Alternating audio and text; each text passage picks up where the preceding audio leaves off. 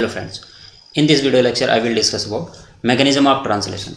इसके पहले हम लोग बेसिक रिक्वायरमेंट ऑफ ट्रांसलेशन देख चुके हैं, जिसकी लिंक इस लेक्चर के डिस्क्रिप्शन बॉक्स में दी हुई है। आप लोग उस लेक्चर को यहाँ से देख सकते हैं इजली।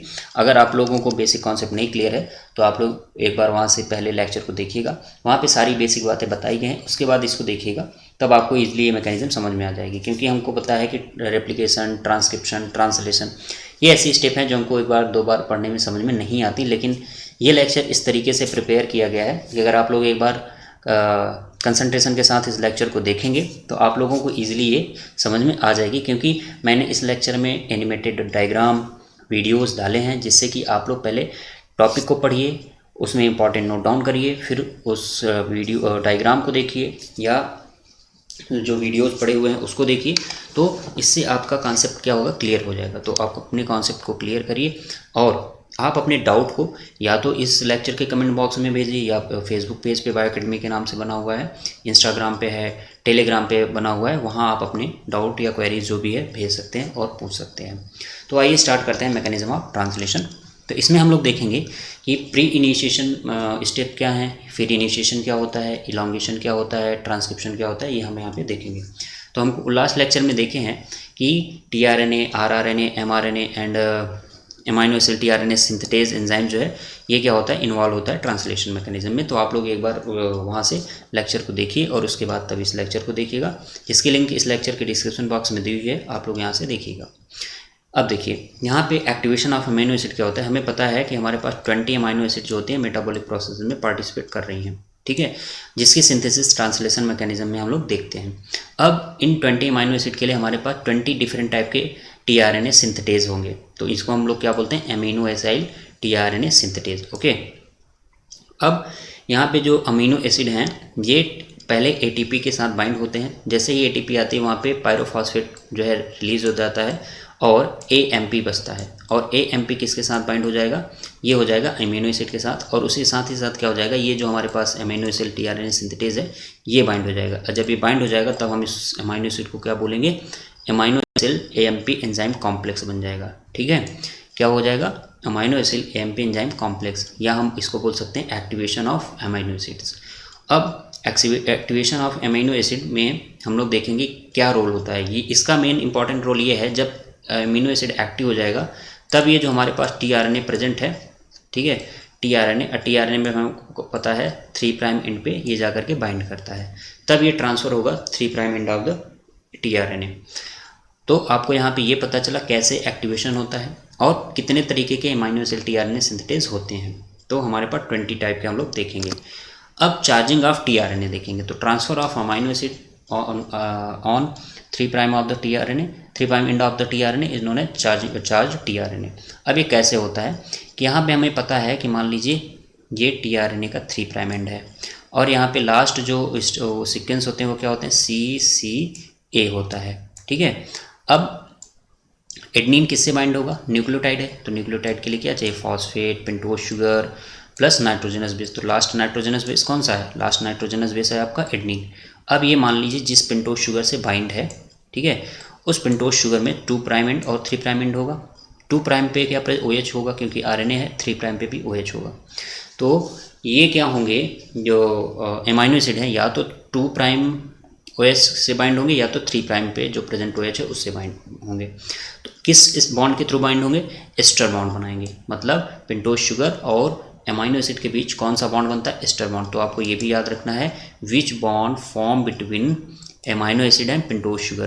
तो कौन सा बनता है, एस्टर बॉन्ड। ठीक है, ड्यूरिंग चार्जिंग ऑफ टीआरएनए, आपको याद रखना है ड्यूरिंग चार्जिंग ऑफ टीआरएनए कौन सा बॉन्ड बनता है, एस्टर बॉन्ड। कहाँ पे बनता है, पेंटोज शुगर ऑफ एडनिन, ठीक है, या एडनोसिन मोनोफॉस्फेट। जैसे ही बाइंड हो जाएगा वैसे ही हम उस टीआरएनए को क्या बोलेंगे, चार्ज टीआरएनए। अब इनिशिएशन स्टार्ट होगा, फिर इनिशिएशन होगा, इलॉन्गेशन एंड टर्मिनेशन। तो इनिशिएशन स्टेप में देखेंगे कि अब हमारे पास क्या है, एमआरएनए का स्ट्रैंड है। और आपको पता है 2 तरीके के एमआरएनए होते हैं, प्रोकैरियोट के केस में अलग और यूकैरियोट के केस में अलग। क्योंकि यूकैरियोट में क्या होता है, 5' पे कैपिंग होती है, 3' पे टेलिंग, जबकि प्रोकैरियोट में ऐसा कुछ नहीं होता।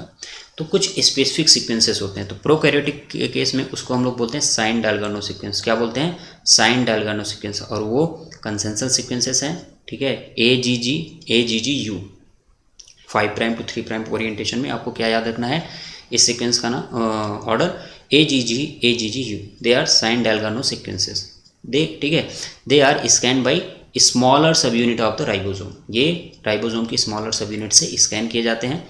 जैसे उसके बाद जब हमारे पास क्या आ जाएगा, स्टार्ट कोडॉन आ जाएगा या इनिशिएशन कोडॉन आ जाएगा AUG, जिसको हम लोग जानते हैं, आप लोग लास्ट लेक्चर में देखे हैं, नहीं देखा होगा तो उस लेक्चर को देखिएगा। तो AUG जो है जब आ जाएगा स्कैन के बाद, साइन डायगोनल सीक्वेंस के बाद, अब हमारा स्मॉलर सब यूनिट यहाँ पे जाकर के एक बार रुक जाएगा।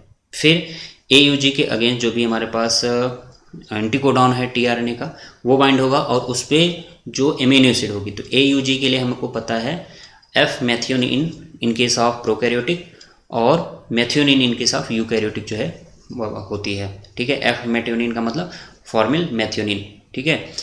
अब जैसे ही बाइंड होगा वैसे ही जाकर के स्मॉलर लार्जर सब यूनिट तब जाकर के बाइंड होती है। हमने उस लास्ट लेक्चर में ये भी डिस्कस किया था कि जो राइबोसोम होता है उसके दोनों यूनिट अलग अलग होती हैं, लार्जर और स्मॉलर दोनों अलग होती हैं। जब प्रोटीन सिंथेसिस होनी होती है या ट्रांसलेशन प्रोसेस होनी होती है तब पहले स्मॉलर सब यूनिट बाइंड करता है, देन स्टार्टिंग इनिशिएटिंग कोडॉन पे जाएगा, फिर हमारे पास इनिशिएटर tRNA आकर के बाइंड करेगा, फिर जा करके क्या होगा, लार्जर सब यूनिट बाइंड करेगी और पूरा राइबोसोम का स्ट्रक्चर बन जाएगा। फिर इलॉन्गेशन के समय ये राइबोसोम किधर मूव करेगा, इस mRNA स्ट्रैंड पर मूव करेगा इस तरीके से, फिर आ जाएगा हमारे पास स्टॉप कोडॉन, और हमको पता है कितने स्टॉप कोडॉन होते हैं, 3, UAG, UGA और UAA, ओके। जैसे ही वहाँ आएगा वैसे ही अब उसके लिए कोई भी एंटीकोडॉन जो है आम नहीं होती tRNA, तो वहाँ पे रिलीज फैक्टर बाइंड करता है, रिलीजिंग फैक्टर वहाँ पे बाइंड करेगा और नेसेंट जो पेप्टाइड चेन है उसको रिलीज करेगा और जो दोनों RNA की यूनिट हैं उनको भी अलग कर देगा और वहीं पे हमारा क्या हो जाएगा, ट्रांसलेशन स्टॉप हो जाएगा। तो ये एक प्रोसेस है जिसको हमने समराइज किया। अब देखते हैं यहाँ पे फिर से, तो यहाँ पे इनिशिएशन में आपने देखा कि प्रोकैरियोटिक के केस में क्या है, साइन डायगोनल सीक्वेंस है जो कि स्मॉलर सब यूनिट से स्कैन किया जाता है। इसी तरीके से यूकैरियोट के केस में क्या है, कोजैक सीक्वेंसेस है, ये स्कैन किया जाता है। लेकिन इस कोजैक सीक्वेंस से पहले mRNA जो होता है यूकैरियोट के केस में जो mRNA स्ट्रैंड है वो रीड की जाती है 5 प्राइम कैपिंग। हम लोग पढ़े भी थे कि कैपिंग का क्या इंपॉर्टेंट रोल है। तो अब हम लोग ट्रांसलेशन में देख रहे हैं कि ये क्या कैपिंग क्या होती है, ये रिकॉग्नाइज की जाती है किसके द्वारा, smaller sub unit of ribosome during translation process, ठीक है। जैसे ही स्कैन करेगा कोजैक सीक्वेंस आएगा। अब इसी कोजैक सीक्वेंस में ही क्या है, इनिशिएटर कोडॉन है, देखिए AUG इसमें प्रेजेंट है। जैसे यहाँ जाएगा राइबोसोम रुक जाएगा, इनिशिएटिंग tRNA आएगा, बाइंड होगा, फिर लार्जर सब यूनिट, और मैकेनिज्म सेम है, बस जो डिफरेंट होगा मैं उसको बताते चलूँगा, आप लोग बस याद रखिएगा। कुछ यहाँ पे इनिशिएटर फैक्टर भी होते हैं। इनिशिएशन फैक्टर क्या है, इन प्रोकैरियोट के केस में initiation factor first, second and third, इसी को हम लोग यूकैरियोट के केस में क्या बोलते हैं, EIF1A, EIF5B and EIF3। Function क्या है इनका देख लीजिए। इनिशिएशन फैक्टर क्या करता है, ये राइबोसोम की 3 जो है वो होती हैं, साइट होती हैं। आप लोग लास्ट लेक्चर को देखिए, उसमें डिटेल में बताया गया, फिर भी मैं यहाँ पे बता देता हूँ। ई साइट, कौन सी साइट होती है, E site, P site and A site. तो स्टार्टिंग जो कोडॉन tRNA होता है या फर्स्ट tRNA चार्ज tRNA होता है वो पी साइट पे बाइंड करता है फर्स्ट, ओके, ए पे बाइंड नहीं करता। और ए पे क्या करता है, फर्स्ट के बाद जितने भी आएंगे वो ए से पहले बाइंड होंगे, फिर जाएंगे पी पर, फिर ई से बाहर चले जाएंगे। तो अब देखिए जो इनिशिएशन फैक्टर फर्स्ट है वो क्या करता है, ये क्या करता है कि इनिशिएटर tRNA को कहाँ से रोकता है ए साइट पे बाइंड होने से। It prevent the binding of the initiator tRNA from binding to A site, okay. अब इनिशिएटर फैक्टर सेकेंड का काम क्या है, इनिशिएटर फैक्टर सेकेंड करता है कि जो हमारे पास इनिशिएशन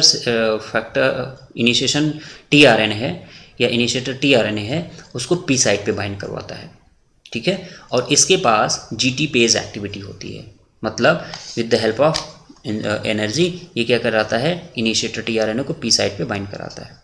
और इनिशिएटर फैक्टर थर्ड का क्या काम है, ये mRNA पर जो राइबोसोम की सब यूनिट है, स्मॉलर सब यूनिट, उसको कंट्रोल करने का काम करता है, ठीक है। It controls the ability of small subunit to bind to mRNA, ये बाइंड रहे, जैसे कि हमारे पास जो प्रोसेस चल रही है वो क्या हो, इजिली हो पाए। तो आपने देखा इनिशिएशन फैक्टर फर्स्ट का क्या काम है, it prevent the binding of initiator tRNA from binding to A site, मतलब ए साइट पे बाइंड करने से रोकता है। सेकेंड का क्या काम है, पी साइट पे बाइंड करवाता है इनिशिएटर टीआरएनए को। थर्ड का क्या काम है, ये स्मॉलर सब यूनिट को एमआरएनए पे कह सकते हो कंट्रोल करता है कि वो वहाँ पे प्रॉपर बाइंड रहे। ठीक है, आपने ये चीज़ देखा। साइन डायगोनल सीक्वेंस क्या होता है, उनका ऑर्डर क्या है, ये भी आपने देखा। इनका फंक्शन क्या है कि स्मॉलर सब यूनिट इसको स्कैन करेगा। और एंटी साइन डायगोनल सीक्वेंस कहाँ प्रेजेंट होगा, स्मॉलर सब यूनिट पे प्रेजेंट होगा। स्मॉलर सब यूनिट में हमें क्या पता है, 16S होता है प्रोकैरियोट के केस में और 18S आरआरएनए होता है यूकैरियोट के केस में। तो यहाँ पे जो सीक्वेंसेस होंगे एंटी साइन डायगोनल सीक्वेंस बोलेंगे। और यूकैरियोट के केस में क्या सा है, कोजैक सीक्वेंस। तो आपको ये नहीं भूलना है। और इनिशिएटर टीआरएनए किस अमाइनो एसिड को लाता है, methionine in case of eukaryote, और formulated methionine in case of prokaryotic cell, fMet. ये देखिए यहाँ पे लिखा हुआ है, तो एग्जाम में एक बार आया भी है कि initiator tRNA bind with which amino acid in case of eukaryotic cell, तो मैथ्यूनिन, और इन केस ऑफ प्रोकैरियोट में देखो एफ मैथ्यूनिन। तो ये चीज़ आपको याद रखनी है, इंपॉर्टेंट है। अब देखिए इसको हम लोग डायग्राम के थ्रू भी समझते हैं। ये देखिए हमारे पास प्रोकैरियोटिक के लिए ये क्या है, स्मॉलर सब यूनिट है। स्मॉलर सब यूनिट किससे बनी होती है, 16S आरआरएनए से। ठीक है, और यहाँ पे क्या प्रेजेंट होगा, ये एमआरएनए की स्ट्रैंड है, ये साइन डायगोनल सीक्वेंस है। तो 16S आरआरएनए पे जो सीक्वेंस होंगे उनको क्या बोलेंगे, एंटी साइन डायगोनल सीक्वेंस। और फिर जैसे ही ये राइबोसोम स्कैन किया, यहाँ से स्टार्ट किया, यहाँ पे पहुँच गया, जैसे ही AUG पे जाएगा रुक जाएगा। ठीक है, रुक जाने के बाद क्या होगा, यहाँ पे अब जो हमारे पास इनिशिएटर टीआरएनए है, फॉर्मुलेटेड मैथ्यूनिन यहाँ पे आएगा, बाइंड कराएगा, फिर जा करके हमारा इलॉन्गेशन होगा। और यूकैरियोट के केस में देखिए यहाँ पे ये स्मॉलर सब यूनिट है। स्मॉलर सब यूनिट में को हम लोग 40S यहाँ पे बोलते हैं। और जो यहाँ पे राइबोसोम होगा वो कौन सा होगा, 18S आरआरएनए होगा। ये पहले कैप को रिकॉग्नाइज किया, फिर यहाँ पे आया इस तरीके से। अब ये किसको रिकॉग्नाइज करेगा, कोजैक सीक्वेंस को। कोजैक सीक्वेंस में ही क्या प्रेजेंट है, AUG। अब यहीं पे जा करके रुक जाएगा। रुकने के बाद क्या होगा, यहाँ पे इनिशिएटर टीआरएनए आएगा, बाइंड करेगा, और उसके बाद लार्जर सब यूनिट इसकी राइबोसोम क्या करके बाइंड करेगी और इलॉन्गेशन हमारा होगा। ठीक है, अब आइए देखते हैं इलॉन्गेशन। इलॉन्गेशन क्या है, ये एक साइक्लिक प्रोसेस है। ठीक है, साइक्लिक प्रोसेस क्यों, क्योंकि हम देखते रहते हैं कि जैसे जैसे एमआरएनए पे राइबोसोम क्या करता रहता है, मूव करता रहता है इसी के अलॉन्ग, तो वहाँ पे क्या होता है, एमाइनो एसिड आती रहती है और पेप्टाइड चेन भी बनती रहती है, और फिर से नया जो स्टेप होगा, नया कोडॉन होगा, वहाँ पे फिर से टीआरएनए आएगा अमीनो एसिड को लेकर के, फिर से वो पेप्टाइड चेन में जुड़ता चला जाएगा। कब तक, जब तक टर्मिनेटर सीक्वेंसेस ना आ जाए। टर्मिनेटिंग सीक्वेंसेस कौन कौन से हैं, इन्हें या स्टॉप कोडॉन कौन कौन से हैं, UGA, UAA, UAG। तो इलॉन्गेशन देखेंगे ये कंप्लीट होती है 3 स्टेप में। कौन कौन सी step, decoding, transpeptidation and translocation. Decoding का मतलब क्या होता है कि जो राइबोसोम है वो सेलेक्ट करता है किसको, एमाइनो एसिड टीआरएनए को, और जो किसके कम्प्लीमेंट्री होगा, वो एमआरएनए पे जो कोडॉन होंगे वो प्रॉपर टीआरएनए पे जो एंटी कोडॉन है उसके साथ बाइंड कर रहे हैं कि नहीं कर रहे हैं, उसको करेगा, डिकोड करने का काम करता है। ट्रांसपेप्टाइडेशन का मतलब होता है कि जो पी साइट पे राइबोसोम की कितनी साइट होती है, 3 साइट होती हैं, EPA। तो पी साइट पे जो टीआरएनए के साथ क्या जुड़ा हुआ है, एमिनो एसिड इस तरीके से आ जाते हैं। अब ये पहले किस पे ट्रांसफ़र होंगे, ए साइट पे प्रेजेंट टीआरएनए पे, यहाँ पे ट्रांसफ़र होंगे। तो पी साइट वाला टीआरएनए फ्री हो गया, ये यहाँ से एग्जिट साइड से बाहर चला जाएगा। तो हम लोग देख रहे हैं कि क्या करें, ट्रांसपेप्टिडेशन करा रहे हैं ना, क्या करा रहे हैं, ट्रांसपेप्टिडेशन करा रहे हैं। क्यों, क्योंकि यहाँ पे जो अभी टीआरएनए पी साइट पे था उसके साथ जो पेप्टाइड चेन बनी हुई थी अब वो ट्रांसफ़र हो रही कहाँ पे, ए साइट पे जो टीआरएनए है, इसीलिए हम इसको बोलते हैं ट्रांसपेप्टिडेशन। ओके, फिर ये पी साइट पे प्रेजेंट टीआरएनए फ्री हो जाएगा, एग्जिट साइट से बाहर चला जाएगा। फिर ये जब राइबोसोम ट्रांसलोकेट करेगा तो क्या होगा, अब ये ए साइट पे प्रेजेंट कहाँ पे टीआरएनए कहाँ पे आ जाएगा, पी साइट पे, ए साइट फ्री हो जाएगी, ए साइट पे अब जो कोडॉन होगा, फिर जो न्यू टीआरएनए होगा एमिनो एसिड के साथ फिर आएगा, फिर यही प्रोसेस चलती रहेगी, इसीलिए हम लोग इसको साइक्लिक प्रोसेस भी बोलते हैं। तो और नेक्स्ट स्टेप क्या है, ट्रांसलोकेशन। ट्रांसलोकेशन हम लोग देखते हैं कि यहाँ पे क्या है, ट्रांसलोकेशन में यहाँ पे पी साइट और ए साइट जो होती है, जब ट्रांसपेप्टिडेशन हो जाता है तो पी साइट पे प्रेजेंट टीआरएनए एग्जिट साइट से बाहर चला जाता है, और ए साइट पे प्रेजेंट टीआरएनए कहाँ पे आ जाता है, पी साइट पे आ जाता है। तो इसीलिए हम इसको बोलते हैं ट्रांसलोकेशन। फिर यहाँ पे भी इलॉन्गेशन फैक्टर होते हैं। कौन कौन से इलॉन्गेशन फैक्टर हैं यहाँ पे, EFTU, ठीक है, EFTS एंड EFTG। EFTU का मतलब है थर्मो अनस्टेबल, और TS का मतलब होता है thermo stable, elongation factor thermo unstable, and TS का मतलब क्या है, थर्मो स्टेबल। ओके, और इसी तरीके से यूकैरियोट के केस में हम क्या बोलेंगे इसको, EF first A, EF first B, EF two. तो EF-TU जो काम करेगा वही EF फर्स्ट A करेगा in case of eukaryotic cell, EF-TS जो करेगा EF फर्स्ट B करेगा, EF2 जो करेगा वो वही फंक्शन करता है जो EF-G करता है। तो आप यहाँ से देखिए इनका फंक्शन क्या है, तो ये इनका फंक्शन ये होता है, EF-TU का फंक्शन ये क्या है, direct the amino acid tRNA at site A। तो जब हमारे पास, ठीक है, फ्री साइट होती है mRNA पे ए साइट पे, तो ये जो EF-TU फैक्टर है, तो जो हमारे पास mRNA पर कोडॉन है, तो जो tRNA एमिनो एसिड के साथ है उसको कहाँ ट्रांसफ़र करेगा, ए साइट पे ट्रांसफ़र करेगा। ठीक है, तो it direct the amino acid tRNA at A site. EF-TS का क्या काम होता है, EF-TS का काम होता है इट रीजनरेट्स द EF-TU। ठीक है, after the hydrolysis of attached GTP, जैसे ही EF-TU क्या करेगा, यहाँ पे ट्रांसफ़र करवाएगा, वैसे ही GTP के साथ जो बाइंड था वो GDP में कन्वर्ट हो जाता है। लेकिन फिर से क्या होना है, फिर से जब ट्रांसलोकेशन होगा तो फिर से न्यू साइट आएगी, मतलब ए साइट खाली हो जाएगी। तो ए साइट पे फिर से हमको एमिनो एसिड tRNA ट्रांसफ़र कराना है, तो वहाँ पे फिर क्या लगेगा, EF-TU लगेगा। तो EF-TU को फिर से रीजनरेट होना होता है। इसका कराने का काम कौन करता है, EF-TS करता है। ठीक है, अब EF-G का क्या फंक्शन है, EF-G का मेन फंक्शन ये है, it translocate and mediate translocation. ठीक है, इसको हम लोग क्या बोलते हैं, ट्रांसलोकेज भी बोलते हैं, और इसका मेन फंक्शन क्या है, मेडिएट्स ट्रांसलोकेशन मतलब जो mRNA पे हमारा राइबोसोम क्या कर रहा है, मूव कर रहा है, इसको मूव कराने का काम कौन करता है, EF-G। कौन सा फैक्टर, इलॉन्गेशन फैक्टर G जो है वो काम करता है ट्रांसलोकेशन का, और इसीलिए हम लोग इसको क्या बोलते हैं, ट्रांसलोकेज भी बोलते हैं। ओके, अब आता है टर्मिनेशन। टर्मिनेशन का मतलब यह है कि जब हमारे mRNA पे कौन से सीक्वेंसेस, वही तीनों सीक्वेंसेस UAG, UGA, UAA आ जाएंगे, तब उसके लिए अब tRNA पे जो एंटीकोडॉन आर्म है, तो वहाँ पे एंटीकोडॉन आर्म पे कोई भी जो है सीक्वेंस नहीं है इसको रिकॉग्नाइज करने के लिए। तो यहाँ पे क्या होगा, रिलीजिंग फैक्टर बाइंड कर जाता है। रिलीजिंग फैक्टर जैसे ही बाइंड करेगा in the presence of GTP, वैसे ही हमारे पास जो नेसेंट पेप्टाइड चेन है उसकी सिंथेसिस रुक जाएगी, और जो लार्जर सब यूनिट और स्मॉलर सब यूनिट है वो दोनों सेपरेट हो जाएंगे। जैसे सेपरेट हो जाएंगी वहाँ पे प्रोटीन सिंथेसिस रुक जाएगी, और हम प्रोटीन सिंथेसिस या टर्मिनेशन हो जाएगा। ठीक है, यूकैरियोट में ये काम जो है कुछ फैक्टर के द्वारा तो होता है, रिलीजिंग फैक्टर के द्वारा। तो याद रखिएगा, releasing factor responsible for the termination.